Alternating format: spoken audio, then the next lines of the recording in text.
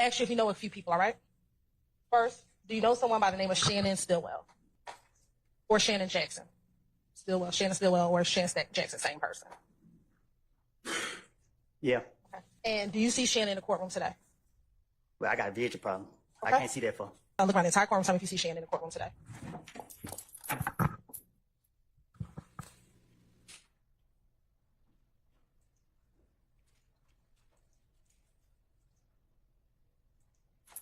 You need to sit down? Nah, I can right here. I ain't had any drink.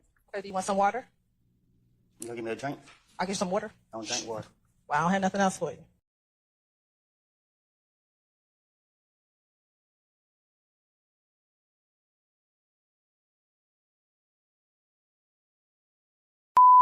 What's up, YouTube family? Welcome back to the channel. I'm your host, Jay, and man, today we definitely got to talk about this Young Thug Rico Trial. Lil Woody took the stand. Man, before we get deep, y'all make sure y'all hit that notification bell so you'll get that drop whenever we drop as well, and y'all don't miss any updates.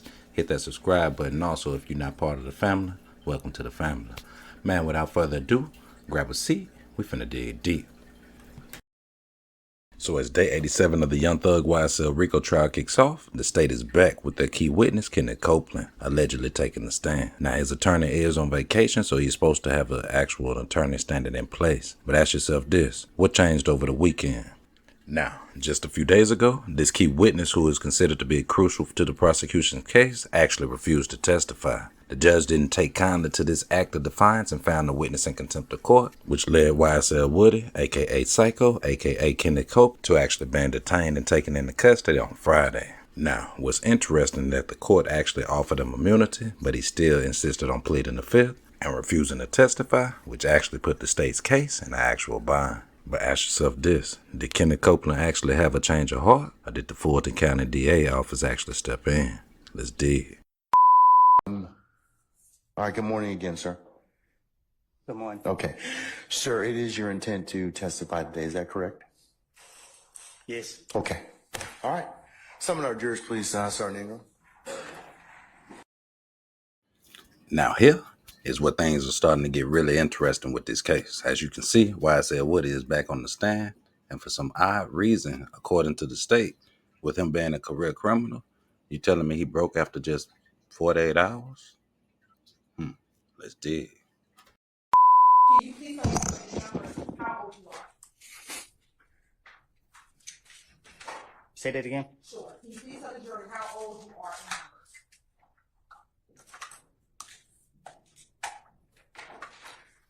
in numbers? 32. And when is your birthday? Say that again. When is your birthday? I'm sorry. When is your birthday? Next month. Is that July? I think so. Okay. And were you born on July 25th? I guess. Okay. Are you from Atlanta? I'm from Candyville. Okay. Is that a section of the city in Atlanta? I guess. Yes. All right. Huh? Do you have brothers and sisters? Yeah. All right. And when you were younger, did you live with all your brothers and sisters? Overrule, sir. Yeah. Okay. I think 3. All right. And where did you go to school? Yes. Where did you attend school? I don't know. I went to a lot of different schools. Okay. Where all I only know one. Slater. later? Is all right. Do you remember what year you left high school? No. All right. After high school, did you work? No. Are you currently working? I'm in jail.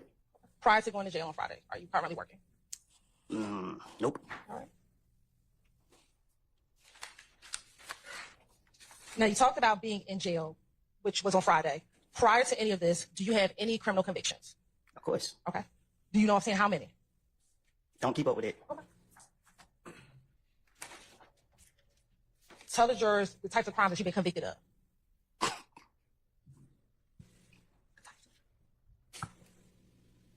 Driving without license. Okay. What else? Now it's interesting because just after 2 days of being in custody, as you can see, the communication between the state and the key witness is definitely different from how it was last week.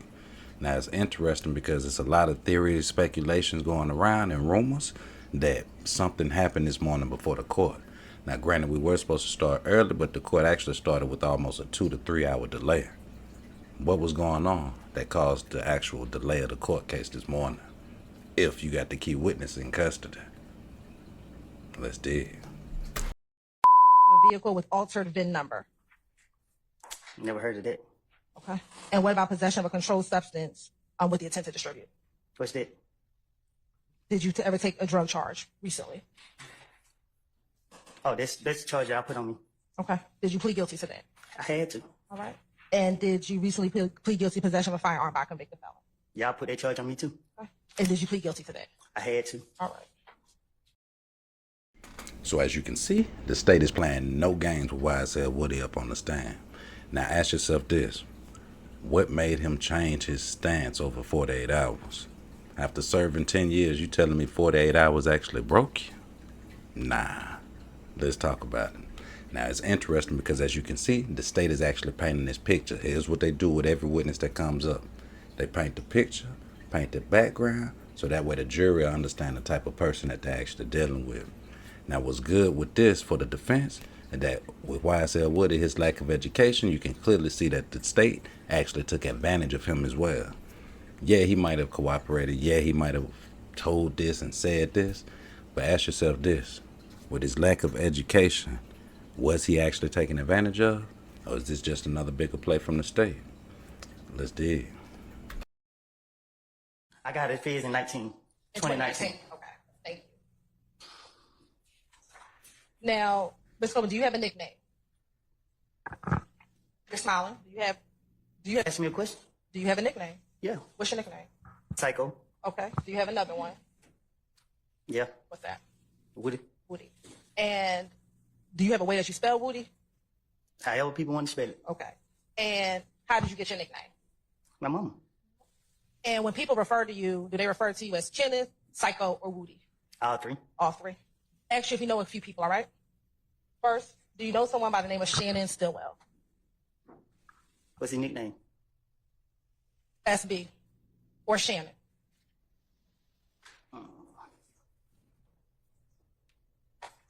Or Shannon Jackson.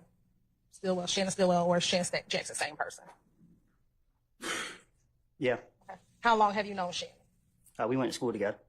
Do you remember which school? I know one of them. It was one of them. Okay. Was it elementary or middle?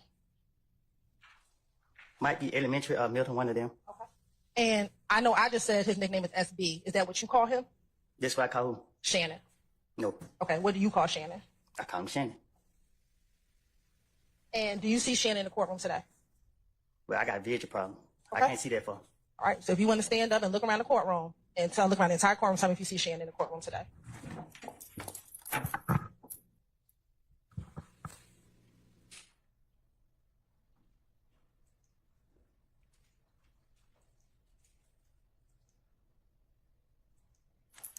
Do you need to sit down?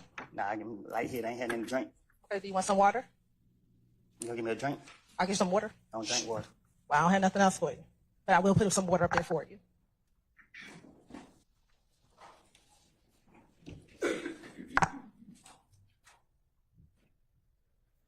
I think I see him. Okay. When you say you think, you can have a seat. When you say you think you see him, what do you think he's wearing? Look like he wearing gray over there. So who are you pointing to over there that's wearing gray? I think lady got red hair. Okay, so you pointing to a lady and not Shannon? No, the one behind her. Okay, so you're saying you believe that the person behind the lady with the red hair is Shannon. Is that what you're saying today? Well, it looked like him. Okay. Does anybody else over there look like Shannon? Yeah. Okay, who's the other person who looks like Shannon over there? He's standing behind the bald head dude right there. He's standing or he's sitting? Sit down, I guess. Okay. What's his hairstyle? Bald head. So you're saying Shannon's the one with the bald head, or he's sitting No, behind he's sitting him? behind the dude with the bald head. I think that's him. Okay. It's two people with dreads. I can't see. I just see dreads. Okay. Let me just ask you this: is Shannon from Atlanta? I don't know. When you first met him, where did you meet him at? Was it in school? Ooh. All right. Now, as you see, Ms. Hilton's wasting no time getting straight to it. We're going to ask you a couple questions about your age, your date of birth, your brothers, your sisters, your name, how long you was locked up so we can paint the picture.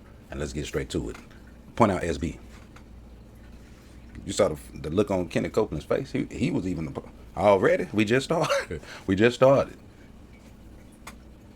And then my man almost fainted. You don't drink water. You look thirsty on the stage.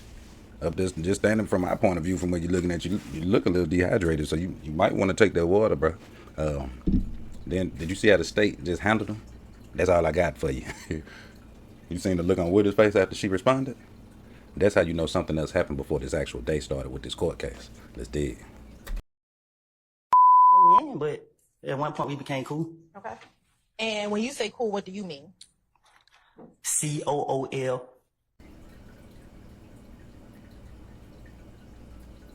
This man got to be slow. No win, but at one point we became cool. Okay. And when you say cool, what do you mean? COOL. I didn't ask you to spell it. I asked you what you mean. Well, we became cool. I don't know what you mean. I don't know. Did you look at him as a brother? Was he an acquaintance? Was he just someone you talked to on occasion? When you define cool, what was your relationship like with him? Oh, just a dude in the street. That's it? Did that develop over time? Say that again. You said he was just a dude in the street. Did that relationship develop over time? Where he became more than just a dude on the street? I guess. Okay. And when you say, I guess, what do you mean? What you mean? What do I mean? We became cool. Okay. I don't know how he's seen him, but I've seen him with girls. Okay. So you met some of the people that he may or may not have dated. I guess. All right. Now, jail in 2013. I knew him. Okay. You knew him? Are you saying you didn't hang out with him, or you just knew who he was? Yeah, I knew who he was. I think I think I took a few pictures with him back then, but I don't recall. No, I'm lying. I knew him before 13. You knew him before 13. Okay. About when? I think I met him. I don't know if it was 2010, something like that. I don't know. Okay. We have to do a recess. What's going to do it right there? You want to recess? Nah, we know why you needed to take off that jailhouse thermal. Yeah, that pressure, that temperature turning up on it, that pressure. Yeah, it turned up a little bit when you had to start identifying right at the beginning of your questions, huh? A little uncomfortable. You realize how thick that Fulton County thermal in that jail suit was, huh? Nah, it's interesting because as you can see, she's slowly trying to get him to come out and start building the block for exactly what they actually laid out for the defense and for this case and for the RICO. But it's interesting because something just don't seem right with this case. And it's not even just this specific witness, it's the case altogether.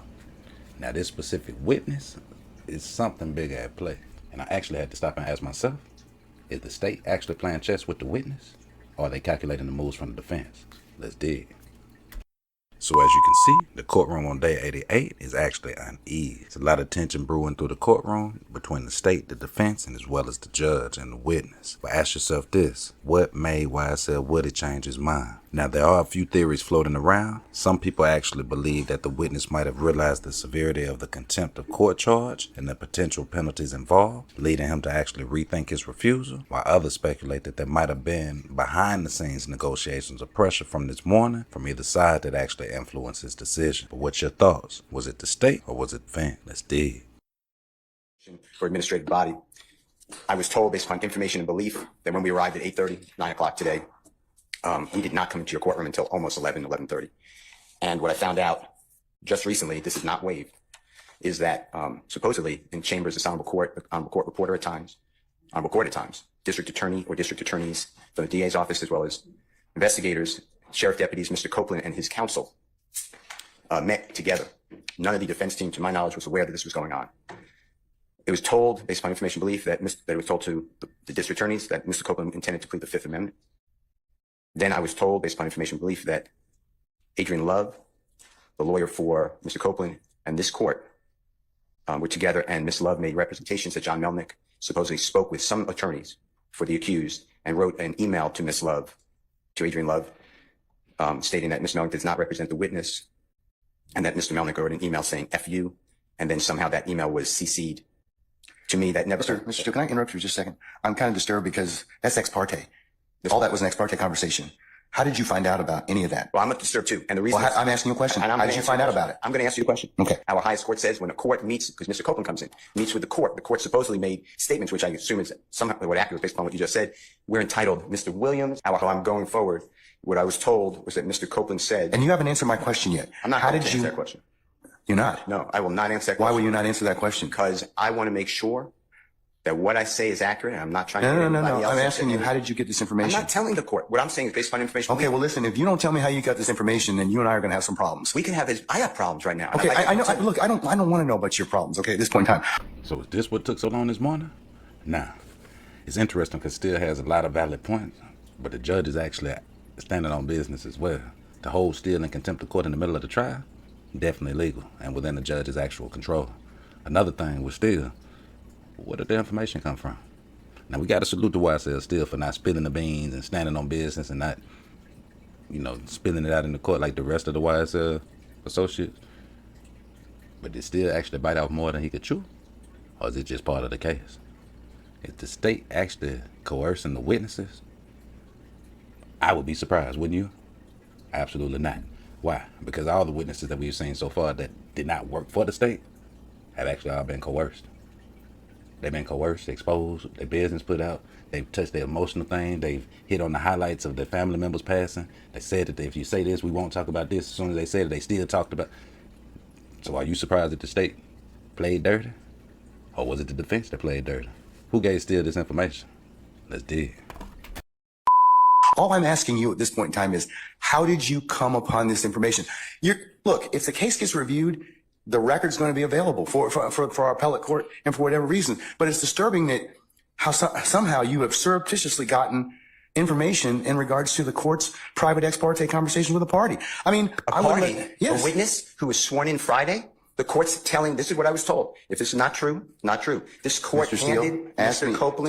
tell me how you perjury. got the information. Listen, whatever you want to do. Tell me how you got the information, then we can go ahead and go forward. I'm not going to say that. What I'm going to say is this. I was told, and I hope this concerns the court. It concerns me that you have proprietary information. Why is it or proprietary? Information that you should not be having that was ex parte. Why? With a party.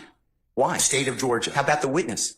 How about Mr. Copeland, who supposedly announced he's not testifying and he'll sit for 2 years, and then supposedly this honorable court, okay. Or excuse me, let me rephrase that. This court supposedly said, I can hold you until the end of this trial. Ms. Hilton supposedly said, actually, all of the defendants and then all 26 people are disposed of. If that's true, what this is coercion, witness intimidation, ex parte communications that we have a constitutional right to be present for. So I understand that you're upset towards me, but I don't know what I did. Mr. Steele, I still want to know, how did you come upon this information? Who told you? What I want to know is, why wasn't I there?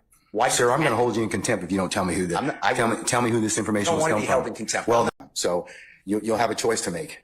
All right, take Mr. Steele into custody, please. That is crazy. Now imagine that. Your attorney being held in contempt of court for disclosing information when we've heard previously, why hold the information? Now, the information is definitely crucial to the defense and to the state. As you can see, this testimony of YSL Woody definitely has the state and the defense on edge. Nerves and everything are boiling in the courtroom, and I can only imagine what Young Thug is sitting back thinking as he's watching this actually happen while he battles for his freedom. Man, but YSL Steele, definitely not through. Free YSL Steele, let's dig. Yes, sir, you certainly may. Mr. Williams does not wish to go forward without me being here. You're removing me against his will, my will. You're taking away his right to counsel. And you're conducting material parts of this trial without me present, and I can't learn about it by watching online. So for that reason, additionally, I asked for a mistrial. And I assume you denied, but I'd like you to deny our motions for mistrial. You denied the other people. I denied your motion, but I'll certainly take that under advisement, sir.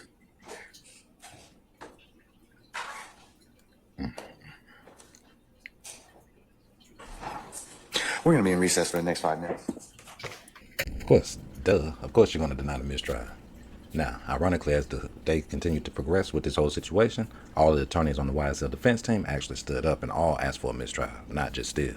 Now, ironically, Steele did actually come back. The judge did make a decision to actually let him come back so it wasn't impacting the case some more. However, the most ironic thing is they still got Kenneth Copeland back to the stand. But did Kenneth Copeland say anything about anything that meant anything? What can he say? Let's dig. About That's fair. Did you consider little D like a brother? I know you call him your son, but did you consider him like a brother? I consider him my son. So with YSL Woody being back on the stand, the defense is definitely paying attention to everything that the state is actually introducing to the trial and showing to the jury.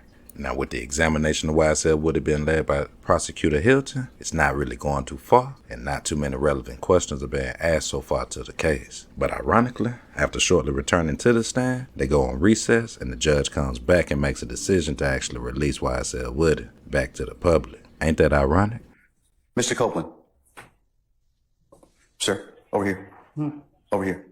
It's me.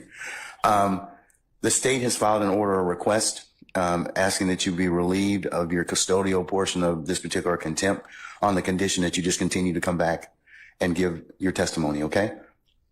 So I will release you from the custodial portion as long as you come back tomorrow morning. Fair enough? If you're not willing to do that, I'm going to leave you where you are. So the choice is yours, sir. The state's asked me to sign an order saying, hey, if you'll come back tomorrow morning, all I want to know is that that's the case. I'll be back. All right. 9:30 tomorrow morning, okay? All right. All right. All right. Now what's crazy is what happens next.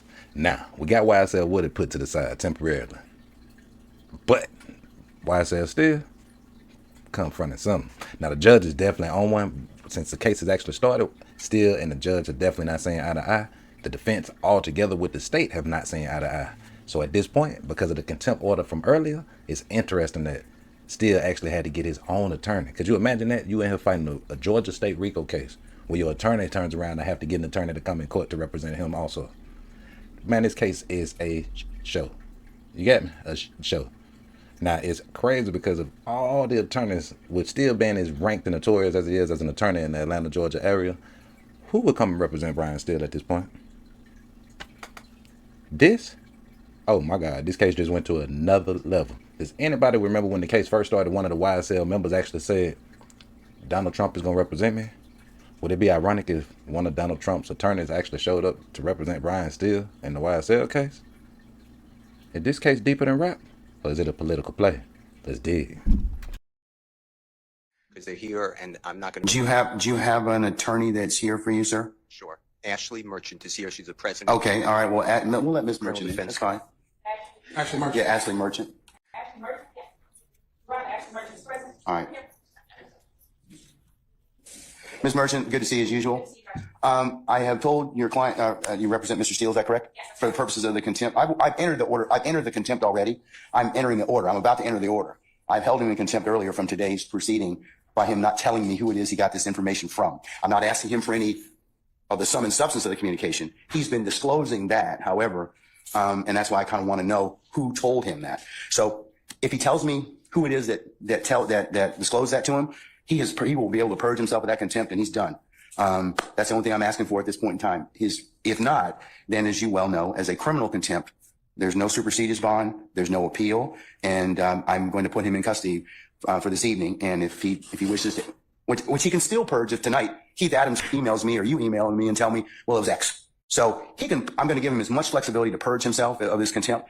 Only thing I want is because of the way this information was disclosed, it is troubling to the court, and it's since it was a ex parte communication. We won't get into the merits of everything else that Mr. Steele has proffered and everything else, but that's the only thing I'm trying to do at this point in time. Ashley Merchant, yeah. Right, Ashley Merchant's present. All right.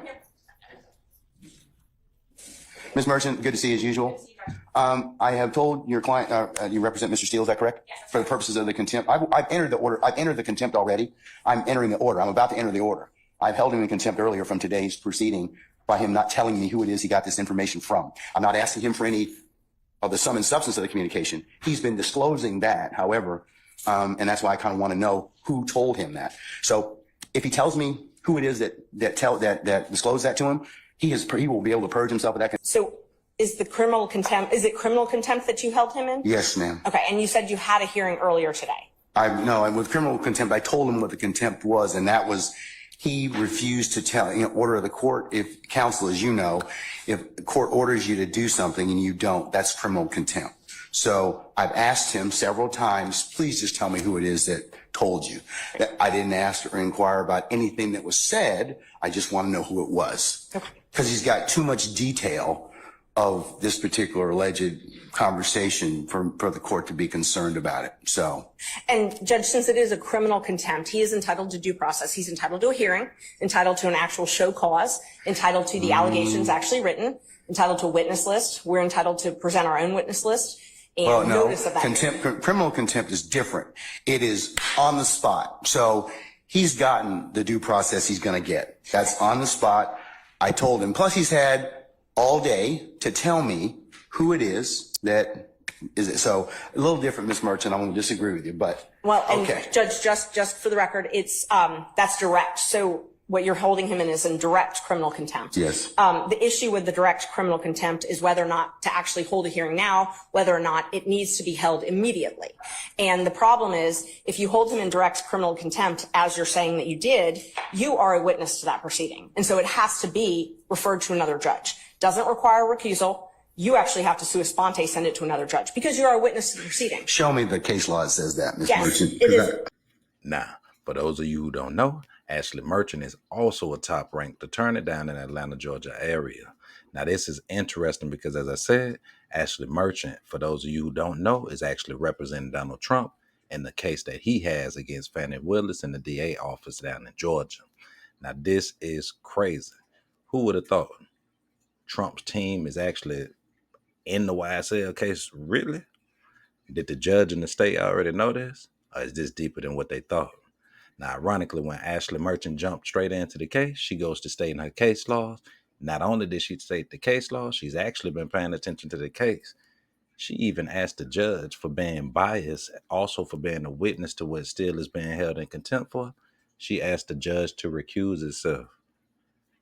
Who would have thought that a group of attorneys is asking a judge to recuse himself from outside of the court and the trial? Man, let's dig.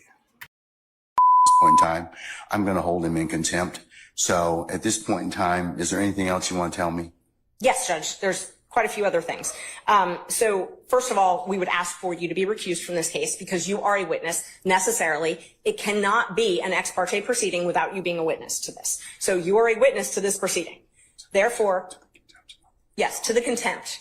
To the contempt. You are a witness to the contempt. So you have now, and if it's criminal, which is what you're saying it is, Mr. Steele is entitled to all the same due process rights that Mr. Williams and every other defendant in this courtroom is entitled to. He's entitled to those. One of those is to have a fair and neutral judge decide his case. One of those is to have a judge who is not also a witness in the proceeding deciding whether or not he's in contempt. This needs to be heard by a different judge. So let's talk about it. Is Judge Glanville biased? Is the judge in the Young Thug YSL Rico case actually able to make clear and rational decisions with this case without being too involved? Or is he already too involved? Now, this is crazy because, as you see, this case is actually about to turn up. It hadn't even started yet. And it's interesting because right when you think it's about to start, with these new attorneys and the Georgia bar being involved, the attorney from last week for Woody saying that he's going to go file papers on Miss Love, ask yourself this. Is a mistrial at stake or is a mistrial on the way? Now, it's crazy because if you sit up and you pay attention to YSL Woody, he is the state's key witness to our knowledge.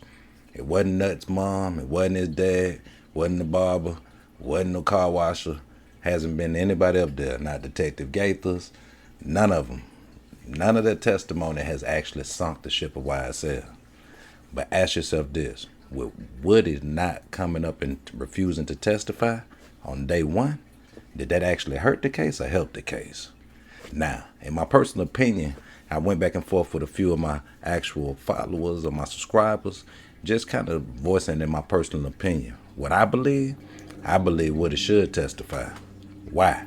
Because this gives the state the opportunity to sink themselves. See, with Woody's clearly not in his right mind. So I'm not going to say he's all the way incompetent, but he's not there. And the defense knows this. The cross from the defense would actually have him, in my personal opinion, better at getting impeached than him refusing to testify. Refusing to testify is still not clear, and Young Thug is actually possibly portraying the seriousness of these charges and the depth of YSL. But the state, all they do is fumble the ball. Another flag on the play. A flag on the play. Will Ashley Merchant, Donald Trump, YSL, will they come in and actually help turn this case around? Will Young Thug be coming home sooner than we think?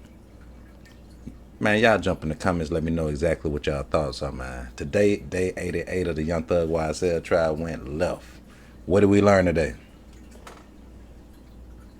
Same thing we learned on day 87. 86, 85, 25, 24, 23. We learned that we're in court. Could you imagine being in a jury right now? Having to try to keep up with all of this. You see people here, you see people not here. You're there this day, you're not there. Did the state do too much to try to get a conviction? And ask yourself, is this case actually deeper than rap? Is this an actual political play? The prosecution, the judge, do they all have something at stake for them to actually convict this trial? Is Young Thug actually being treated fair? Does he have a chance of a fair trial? Man, just remember, this case, in my personal opinion, is just a clear example of the life that you save might just be your own. So again, I ask, has anybody seen Rico? Man, what do you guys think happened to make the witness change his mind? Drop your thoughts in the comment below. And remember, we'll keep you updated with the latest developments as this high-profile case continues to develop. Stay tuned to the channel. It's your boy Jay. And remember, hit that subscribe and notification bell. It's free. Until next time, gone.